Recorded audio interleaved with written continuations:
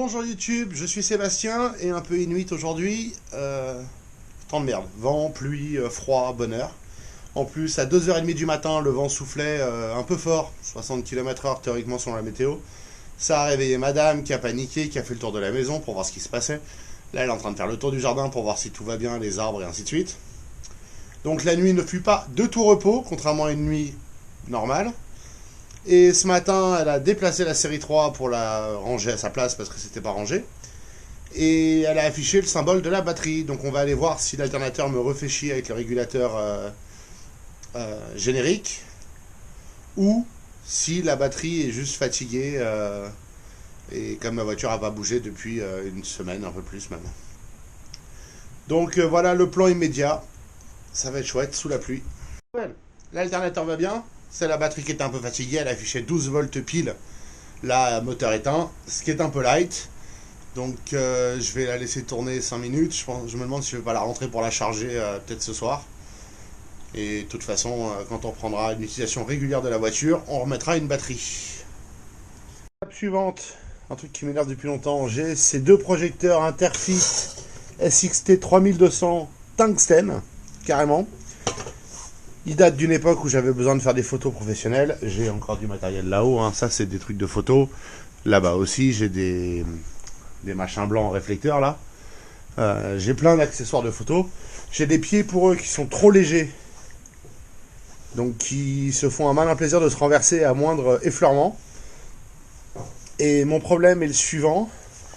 Quand ils tombent, les deux, hein, la prise s'enfonce dedans.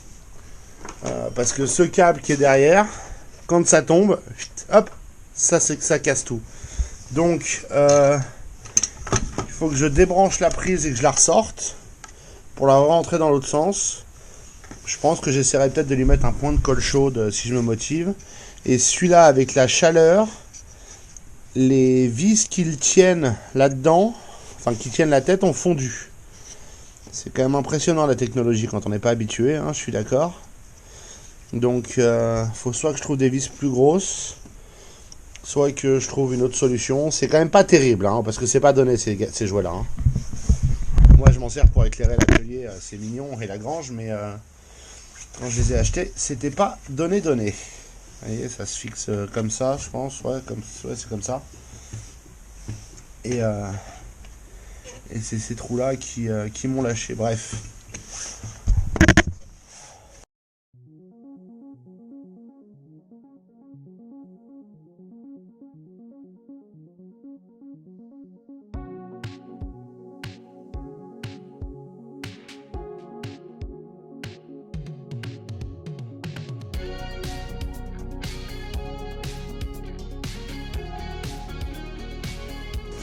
Et voilà. Donc maintenant j'ai deux projecteurs bons pour le service. Bon, on va tenter le coup du support. J'ai que ça comme tube, c'est du 10 cm a priori, j'ai pas vérifié. Mais la perceuse rentre dedans. Et pas si large que ça, donc ça va être très bien je pense.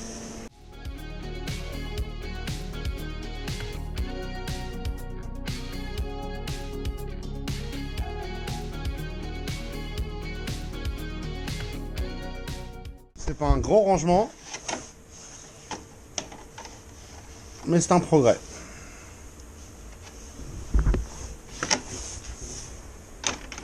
Bon, j'avais pas réfléchi au fait que j'étais gaucher, donc ça va me faire chier de l'avoir de ce côté-là.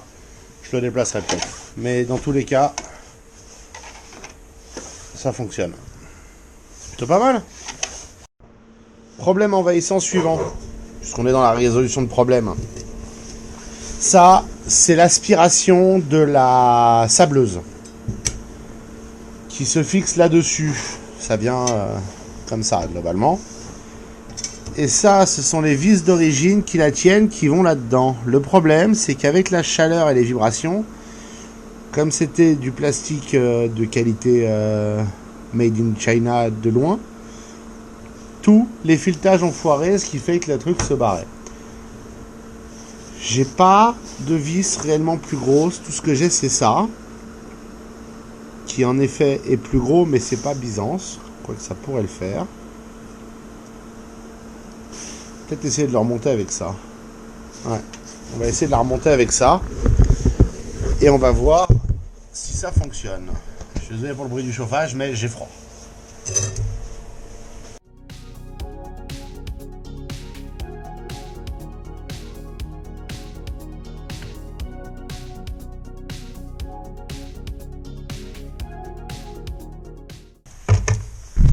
Et voilà une autre victoire de canard. Un autre petit problème qui est maintenant pas réglé. Je pense que ça tiendra pas très longtemps.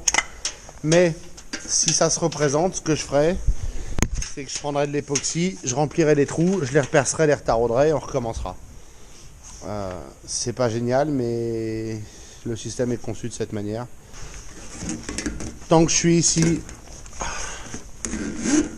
et en mode pénible, j'ai un bac d'huile que je vais vider dans mes bidons de vidange pour aller l'emmener à la déchetterie à l'occasion. J'ai ma clé à molette que je cherchais qui est ici, à remmener. Voilà, ça c'est fait. Bon, j'en ai mis un chouille à côté, hein. La bonne nouvelle, c'est qu'il y a de la terre partout ici. Donc ce sera facile à nettoyer, enfin à éponger. Et j'ai là-bas donc un bidon dans lequel il y a 8 litres d'huile ou 7 litres d'huile. C'est pénible, mais bon, c'est l'environnement, il faut aller à la déchetterie. Donc déchetterie, à l'occasion, on le mettra dans le coffre et puis on le videra. Ces deux bidons rouges font 10 litres chacun. C'est ce que j'ai trouvé de mieux pour faire ça. Il y a plus gros, mais comme le bac pour vider l'huile est à peu près à cette hauteur-là, c'est bien 10 litres, on arrive à le manipuler et à le laisser couler. Parce que c'est pas de l'huile sympa, c'est de l'huile visqueuse. Elle est jamais chaude quand on l'emmène. Résultat, il faut faire preuve de patience pour s'en débarrasser. Donc pour notre prochain projet débile, je viens de mettre 2 vis dans cette poutre. On s'est dit, mais pourquoi met-il des vis dans la poutre? Il est complètement débile, ça utilise des vis et la poutre elle est très bien. Ouais, mais maintenant ma lampe a un endroit où aller. C'est malin, hein? C'est con aussi. Et j'en ai une deuxième, donc on va recommencer. 2 lampes Lidl suspendues. Et pour le prochain tour de magie, on va démonter ça, voir si on peut l'alimenter sans batterie. On va sans doute un transformer, quelque chose, mais ce serait quand même vachement mieux.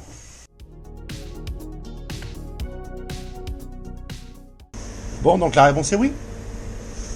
Bon, donc ça marche. Là, j'utilise une alimentation qui fait 12 volts, 2 ampères maximum. Ce qui théoriquement est suffisant.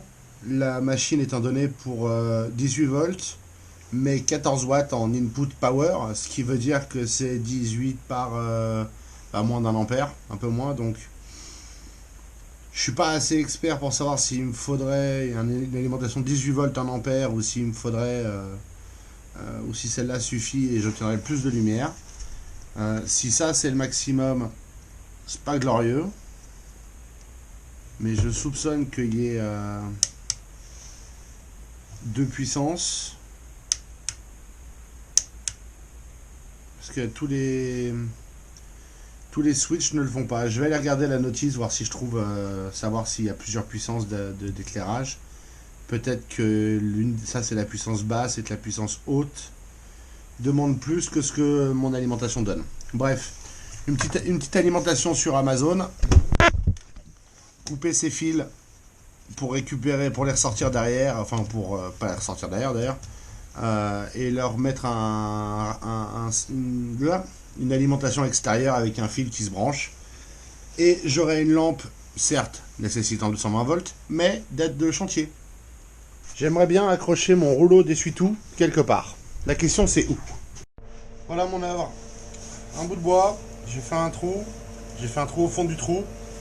Je m'en suis servi pour guider ça, de façon à pouvoir l'emboîter comme ça. On va le visser maintenant. Il faut que je trouve une vis.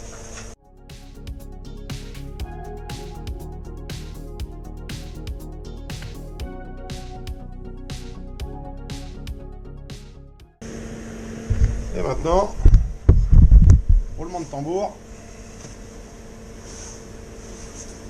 Pourquoi est-ce qu'il est si gros? Pour me faire chier, mais aussi pour pouvoir mettre un rouleau neuf. Parce qu'un rouleau neuf, ça prend plus de place. Voilà. Il faudra sans doute le raccourcir résolument, mais bon. Pour le moment, ça fait l'affaire. C'est pas parfait, mais ça fait l'affaire. Bon voilà, c'est à nouveau le bordel sur mon établi. Normal. Clairement, c'est pas là que je laisserai le rouleau de sopalin, enfin d'essuie-tout à terme. Je pense que j'essaierai de le rapprocher du mur et de le monter plus haut, peut-être. Je sais pas, j'ai pas vraiment de plan, mais au moins il traîne plus, il a un emplacement et j'aurai plus besoin de le déplacer toutes les 2 minutes. Ça vaut ce que ça vaut, mais c'est déjà ça de gagner. Bon bah je vais ranger un peu mon bordel.